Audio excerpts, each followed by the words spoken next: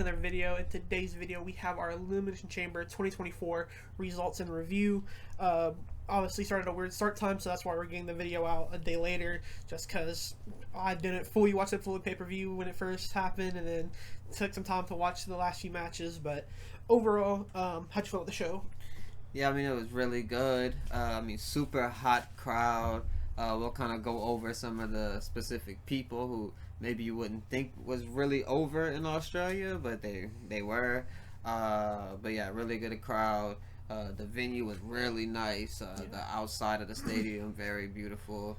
Looks like everyone at the stadium had a great time. Yeah, going back to what you said about the stadium, stuff like that, it's real like watching outdoor stadium shows are so nice. Like just when like the open roofs, just the natural sunlight coming in, and then when the later the pay-per-view gets, the darker it gets, obviously. So especially when it's 52,000 people in attendance.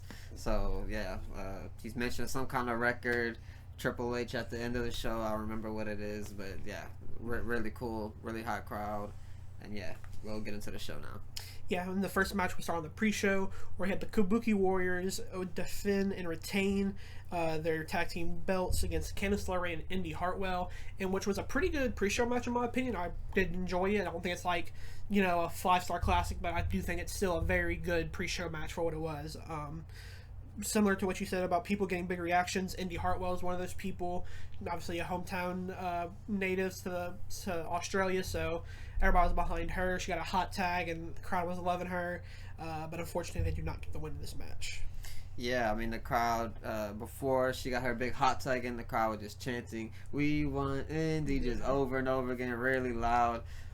Pretty crazy moment there. But yeah, it was really cool. Indy got a big pop when she did get the hot tag in. She looked pretty strong. Curious what they do with her going forward, because they look like her and Candice LeRae could potentially get like a little push in the tag division soon. This match is like thrown in like kind of last minute. They posted a little video on Twitter with Adam Pearce kind of giving them their moment, and he kind of showed the moment on video of them telling them that they're going to compete in Australia, in their hometown, or home country I should say, for the tag title. So I'm sure that was really cool for Indy. Yeah.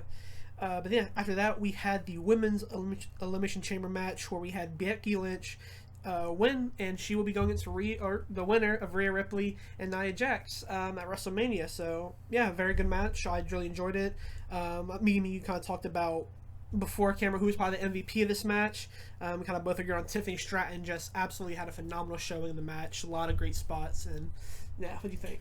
Yeah, I mean, Tiffany, like you said, definitely the MVP of the night. She did really well. She was doing moonsaults. She did a really cool cartwheel spot with Naomi, where she kind of cartwheeled into Naomi, then Naomi cartwheeled into her, but then ultimately Tiffany Stratton got the upper hand and did like a I think it's called like a flapjack, they called it. He like kind of fell face first on her. But yeah, it was just really cool. Really good match. Crowd was really popping for Tiffy. The whole crowd was chanting "Tiffy time, Tiffy time." When she finally got like actually put into it, they chanted really loud. Even during the men's rumble, they were chanting "Tiffy time" at certain points. Or the men's chamber, not rumble. But yeah, just really impressed by her. But I mean, everyone looked really strong. I mean, Naomi looked really good. Becky obviously won, looked really good. Happy for Raquel, she looked really strong. Had a lot of good spots towards the end of the match. Obviously Bianca, really big moments with her. She had like the big face-off with Liv for a moment. That's another person, Liv. She did really good as well. I forget who it was. Was it Naomi that jumped off the chamber and like went on to Liv Morgan? Like the split? Yeah. I think it may have been Becky, or either Becky or Liv. Yeah. But yeah, really cool spot from Naomi. But there were just a lot of good moments in this match. Like we said, Tiffany Stratton is definitely the MVP, but everyone did really good. And yeah, this definitely was like a tone setter for the night. Yeah, and with this as well, you kind of got a few glimpses of what could be your Mania matches for some of these women. Becky Lynch, obviously, we know she's going to be going against Rhea Ripley now, or the Nia Jax at Mania. Bianca, to me, I think we could be getting her and Tiffany. They had like a lot of back and forth, especially at the press conference that they had the day before. So you could have them two go at it. Liv, that's something I am still unsure about. Maybe she gets put into that the championship match with Becky and whoever. And Raquel, still don't know about her, but Naomi could also go against Tiffany as well. So yeah, I got pretty much everything we needed from this show. Not only a good match, but some story building going into WrestleMania season. But following that up, we have the Undisputed Tag Team Champions on the line, where Judgment Day defend and retain against Pete Dunne and Tyler Bate. And what was my favorite match of the night, I think, was a very good match. They give them enough time as well to put on what they need to do and show off how good Tyler Bate and Pete Dunne really are. And they are a real threat in the tag team division for future matches. Yeah, I mean, they came out down. I mean, he was getting booed so loud with them. He obviously came out with the Judgment Day, and I mean, it was just insane. Some people say it's piped in, some people say it's not. I believe it's real because that crowd was kind of wild the entire night. There was no like downtime for them. Basically, it was all just like hype matches, big moments. There's no like slow paced match really.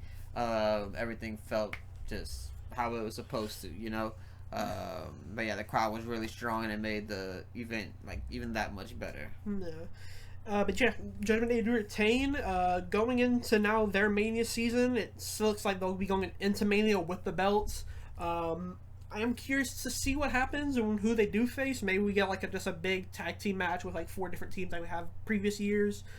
Which last year I didn't really enjoy that match. I know it was for the tag team belts, but the multi-man tag matches are usually pretty good. Yeah, I'd like to see a multi-man like ladder match, or even TLC, maybe even just a tables match. Just some kind of big stipulation. Yeah, because it looks like Pete Dunne and Tyler Bate could still be in that picture come Mania time. We also see DIY having really good weekly matches on TV and getting more and more over. Then you still have teams like the Street Profits, who are always in that picture, and PRM could be in that picture. New Day, the Creeds as well, who I'm waiting to see get a more push towards like the titles. And the Viking Raiders should be coming back together anytime soon. Yeah, and then he's got some of the tag teams like, or the SmackDown tag teams with like Legado del Fantasma, Humberto, and Pretty Deadly as well.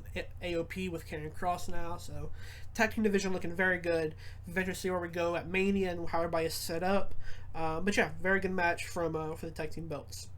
Then next up, we follow the men's Elimination Chamber match, where Drew McIntyre comes out on top and guarantees his spot at WrestleMania.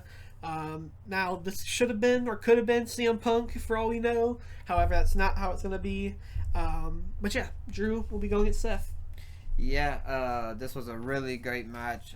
I really enjoyed it myself. A couple of kind of goofy, funny spots in there that maybe, if you're like a really super serious hardcore wrestling fan, maybe you don't like or whatever. But overall, I did enjoy myself for the entire thing. I thought all the spots was cool. Obviously, the big RKO moment with Logan Paul. He gets the brass knucks out. He kind of taunts with it a little bit. Then Randy Orton jumps into the camera angle RKO on him, and it was just like the camera angle was good. The spot was cool. It was funny, and it was just really good. Then Logan Paul. This is the part I didn't too much like, but Randy basically had the one match. He hits the RKO. He goes for the pin, but before he could go for it, Logan Paul hits him with the brass knucks, knocks him down. The way he sold the punch, by the way, was amazing. He just kind of folds on the ground and just his legs was bent up and stuff, and it looked like it was real almost. Yeah. But it was awesome. But I didn't really care for the spot too much. It was kind of, a little goofy, but, still was good. They got the person who they needed to win. And yeah, Drew's going to get it the easy way, so I'm curious if, that'll get bought up, because he was saying, oh, I only lost the title because of this. Well, I'm curious if they're going to kind of flip it and be like, well, if you win, now you only got the title because of this. You know what I mean? Yeah. But yeah, really cool. Yeah, and everybody had like a really good night in the match. Kevin Owens was just really funny in like the pod when everybody was coming out. He was all crazy and stuff, banging his head when Logan was taunting him and stuff. Yeah, I seen someone with a meme online, and it was like when your best friend has a big pit bull and he tells you he doesn't bite, and it's Kevin Owens like banging his head on the pod door. Yeah, they had a lot of good memes for that. Bobby also had one of the bigger spots probably in the match where he spears Logan through the pod, and it looks pretty bad because it looks like Bobby hits hits the crown of his head through both plexiglasses, and then Logan hits like the beams of like the cell. So hopefully both men are okay. They look to be okay. Going back to what you said about Randy, how he sold the last punch. The entire night he was selling his back very scarily because I was like, is he actually hurt? Because it's Randy. He's had back problems in the past. Hopefully this isn't him being injured. But, I mean, considering he finished the entire match and he walked off pretty fine, it looks like he just selling his ass off the entire night. So, the classic veteran for Randy Orton being one of the GOATs. But yeah, very good match. Really enjoyed it. And then we go into our main event of the evening, which was Rhea Ripley taking on Nia Jax for the Women's World Champion, which Rhea Ripley does come out on top in Australia. This probably is one of the weaker matches on the card. However, the moment for itself was good enough for the match because Rhea coming out, everybody was hyping for her. She was very excited. She was actually like dapping up everybody in the crowd and stuff like that. So this was still a pretty good match. What do you think? Yeah, I mean, this was my match of the night, maybe to a surprise to a lot of people. But I just like the story it told. I like just the moments that she had when she finally was able to get the riptide off on her and actually finish her. The moment after the match where she's in the crowd with her family, just kind of celebrate. And even when she was walking to the entrance, like you said, it's like she was holding back her tears. Like she had the Rhea Ripley character. You could tell like it emotionally is hitting her, and just the story the match told, I felt like was really good. And I was like, when the bell finally did rung, like leading into it, I might not have been too hype about it. Like I was like really into the previous matches. Obviously, the women's elimination chamber match was amazing, so maybe I wasn't too hype on this when I got close to it.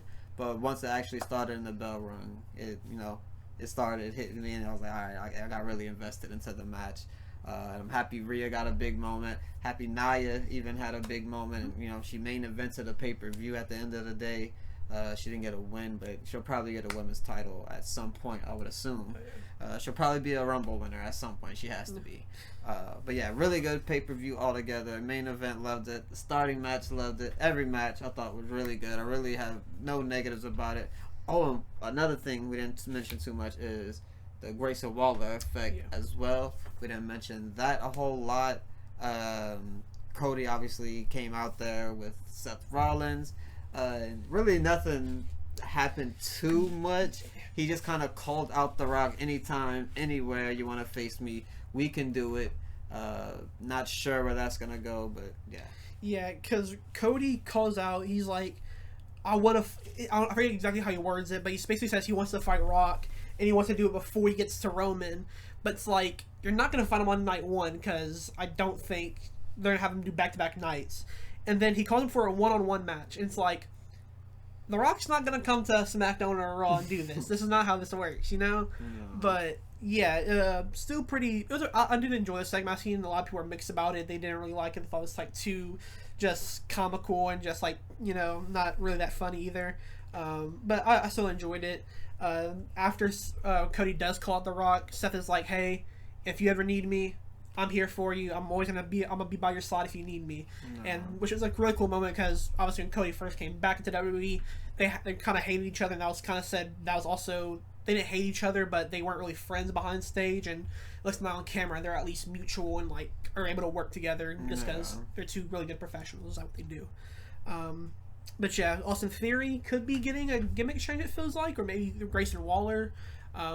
Grayson Waller or Austin Theory gets hit with both finishers from Cody and Seth, and then Grayson Waller never helps Austin Theory, so maybe that's probably maybe a match between those two. I wouldn't think so, but might as well look at the toss-in matches. It's like a filler match, but yeah, pretty good segment there. But yeah, very good night overall.